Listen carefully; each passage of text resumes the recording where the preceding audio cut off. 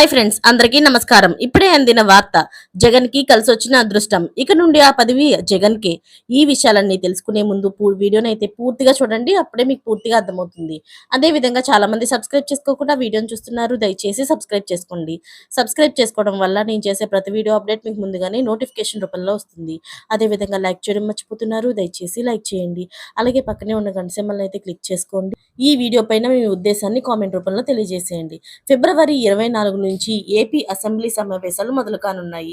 ఫిబ్రవరి 28న AP ప్రభుత్వం budget ప్రవేశపెట్టనుంది. ఈ నేపథ్యంలో వైసీపీ అధినేత మాజీ ముఖ్యమంత్రి వైఎస్ జగన్మోహన్ రెడ్డి అసెంబ్లీకి వస్తారా రారా అనేది ఆసక్తికరంగా మారింది. అయితే వైసీపీకి ప్రతిపక్ష హోదా ఇవ్వాలని వైఎస్ జగన్ డిమాండ్ చేస్తున్నారు.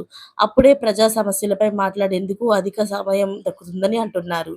ఈ నేపథ్యంలోనే ఇప్పటి వరకు కూడా జరిగిన అసెంబ్లీ సమావేశాలకు వైఎస్ జగన్ దూరంగా ఉంటూ వచ్చారు. ఇలాంటి పరిస్థితుల్లో ఫిబ్రవరి 24 నుంచి మొదలయ్యే ఏపీ అసెంబ్లీ బడ్జెట్ సమావేశాలకు వైఎస్ జగన్ వైసీపీ పార్టీ ఎమ్మెల్యేలు వస్తారా రారా అనేది ఆసక్తికరంగా మారింది. అయితే వైసీపీకి ప్రతిపక్ష హోదాపై ఏపీ అసెంబ్లీ స్పీకర్ చింతకాయల అయ్యన్నపాత్రుడు కీలక వ్యాఖ్యలు చేశారు. అయితే వైసీపీకి ఉన్న ఎమ్మెల్యేల సంఖ్య వైఎస్ జగన్ కు ప్రతిపక్ష నేత హోదా రాదని అయ్యన్నపాత్రుడు స్పష్టం చేశారు. ఢిల్లీలో లోక్సభ స్పీకర్ ఓం బిర్లాను assembly speaker Ayyannapatrudu deputy speaker Raghuramaraju కలిశారు. అనంతరం మీడియాతో మాట్లాడిన అయ్యన్నపాత్రుడు వైసీపీకి ప్రతిపక్ష హోదాపై కీలక వ్యాఖ్యలు చేశారు.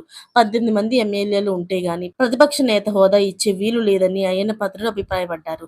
అసెంబ్లీ స్పీకర్ గా చట్టాలు నిబంధనలను ఫాలో కాకుండా తనకు ఇష్టం వచ్చిన నిర్ణయం తీసుకోలేనని స్పష్టం చేశారు. అసెంబ్లీ నియమాలు నిబంధనలను జగన్ తెలుసుకోవాలని అయ్యన్నపాత్రుడు హితవు పలికారు.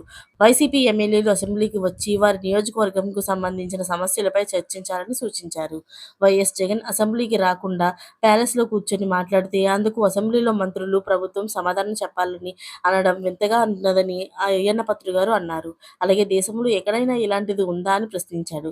ముఖ్యమంత్రి హోదాలో ఉన్న నారా చంద్రబాబు నాయుడు ఇచ్చినంత సమయమే తనకు కూడా ఇవ్వాలని వైఎస్ జగన్ అడుగుతున్నారని, ఏ రూల్ ప్రకారం ఇవ్వాలని అయ్యన్నపాత్రుడు ప్రశ్నించారు.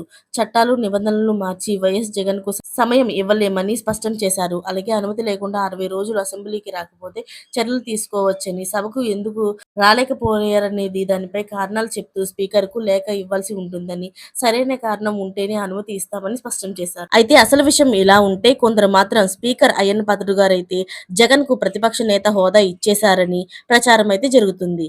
అయితే ఇందులో ఎలాంటి నిజమూ లేదని స్పీకర్ అయ్యన్నపాత్రుడు గారు అయితే ఖచ్చితంగా చెప్పేశారు. మరిన్ని లేటెస్ట్ అప్డేట్స్ కోసం ఛానల్ ని సబ్స్క్రైబ్ చేసుకోండి. Thanks for watching friends.